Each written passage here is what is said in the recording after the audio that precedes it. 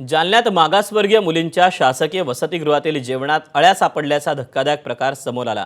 यापूर्वीही निकृष्ट जेवण दिल्याच्या तक्रारी मुलींच्या पालकांनी केल्या होत्या, मात्र त्यावर दुर्लक्ष केल्याचा आरोप पालकांनी केला। याशिवाय वसतिगृहात कोणतीही स्वच्छता राखली जात नसून वेळेवर जेवण देखील मिळत नसल्याची तक्रार मुलींनी केली आहे। मुलींच्या आरोग्याशी खेळण्याचा प्रकार सुरू असल्याचं म्हणत पालकांनी नाराजी व्यक्त केली। या प्रकरणी समाज कल्याण निरीक्षकांनी पाहणी केली असून संबंधित कर्मचाऱ्यांना नोटीसही बजावण्यात आली आहे आणि दोषी आढळल्यास कारवाई करण्याचा इशारा देखील देण्यात आलेला आहे।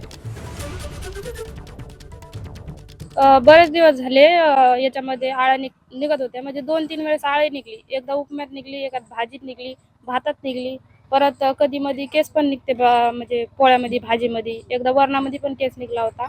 आणि मॅडमला जेव्हा तक्रार केली तेव्हा मॅडम म्हणजे करू असं म्हणतात। 1-2 दिवस सुधारणा होती, पण नंतर परत तसं होतंय। आणि बार तक्रार केली तर मॅडमचं असं म्हणणं असतंय की तुम्ही मला टॉर्चर करायला, मला त्रास द्यायला, असं म्हणतात। आणि याच्या आधी म्हणजे कधीच असं म्हणजे गव्हर्नमेंटचे कोणीच अधिकारी तपासणी करायला आलेले नाही। ते तक्रार झाल्याच्या नंतर आज आले। प्रशासनाचं दुर्लक्ष आहे, प्रशासनाचं वसतिगृहावर, मुलींच्या मागासवर्गीय वसतिगृहावर प्रशासनाचं दुर्लक्ष आहे, असं मला दुःख वाटतं या गोष्टीचं।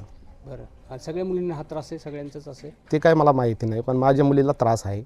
जेवण व्यवस्थित नाही। आमच्या भावाकडून डब्बा आणून दिला रात्री तिला, म्हणलं हे डब्बा काय, ती खाऊ नको म्हणून आळ्याचा डब्बा। आमच्या भावाकडून डब्बा रात्री आणून दिला आणि मुलगी रडू लागली की बाबा मॅडम म्हणली तू कशाला करते, तू तुझं काम कर ना, तू याच्यावर कशाला इंटरफेअर करायला लागली, तू इकडे लक्ष देऊ नको, निघत असतात आळ्या, तो बाहेरून आणून आळ्या टाकल्या असतात ते, असं बोलली ती मॅडम। त्याचं प्रेशर आणतायत का मुलीवर? हा, असं वाटतंय, प्रेशर 100% येते मुलीवर। हो, कर्मचाऱ्यांचं म्हणजे स्वच्छता वगैरे राहत नाही म्हणे स्वयंपाक वगैरे मध्ये, तर आम्ही त्यांचा खुलासा घेऊ, नोटीस वगैरे देऊन त्यांना, आणि जर त्यांना हे देऊ आम्ही मुदत वगैरे, म्हणजे काय त्यांच्या समस्या जाणून घेऊ, आणि जर नाही झालं त्यांच्या बदल्या वगैरे बघू। मुलींनी त्यांचं जेवण बरोबर वेळेवर मिळत नाही म्हणे, नाश्ता टाइमवर भेटत नाही सकाळी 8 वाजेपर्यंत म्हणे, आणि त्याच्यानंतर वाटाण्यामध्ये किडे निघतात, भाजी डाळमध्ये निघतात, ते आता त्यांना ते सांगितलं आम्ही, जो प्रॉब्लेम सॉल्व्ह करतो आम्ही। आता यानंतर कर्मचाऱ्यांशी तुम्ही संवाद कराल का, किंवा तुम्ही किचनची पाहणी कराल का? किचनची पाहणी वगैरे करतो आम्ही। राहुल गांधींनी माजी लष्कर प्रमुख नरवणेंच्या पुस्तकाचा उल्लेख केल्यानं लोकसभेत गदारोळ। चीननं भारतात 4 तंबू ठोकले, 2 रणगाडे कैलास पर्वतावर आणल्याचा उल्लेख। विरोधक आणि सत्ताधाऱ्यांमध्ये जोरदार खडाजंगी।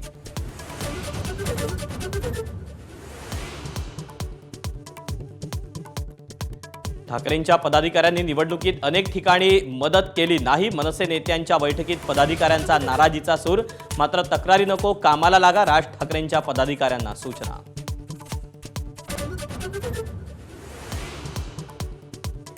चंद्रपूर काँग्रेसमधला गटनोंदणीचा वाद शासनाच्या दारी। धानोरकर गटाच्या गटनोंदणीला वडेट्टीवार गटाकडून आक्षेप। वडेट्टीवार गटाच्या आक्षेपांवर विभागीय आयुक्तांकडून निर्णय नाही।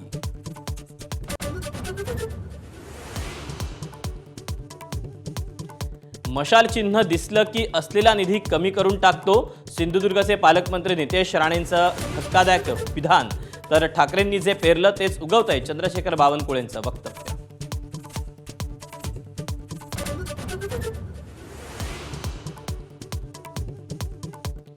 भाजपच्या भ्रष्टाचाराच्या फाईलचा उल्लेख अजित पवारांनी केल्यावर 10 दिवसात अपघाती मृत्यू। जस्टिस लोया प्रकरणाची आठवण, खासदार संजय राऊतांकडून गंभीर शंका उपस्थित।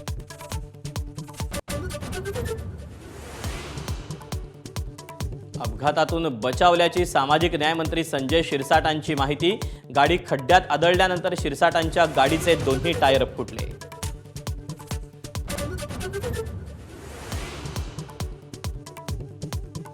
मुंढवात जमीन गैरव्यवहार प्रकरणात आर्थिक गुन्हे विभागाच्या आरोपपत्रात केवळ शीतल तेजवानीवरच ठपका। आरोपपत्रात पार्थ पवार आणि दिग्विजयचं नाव नाही।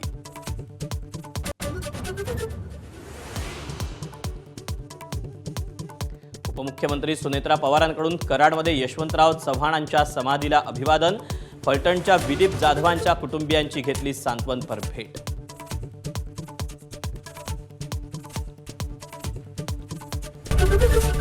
एबीपी माझा, उघडा डोळे बघा नीट।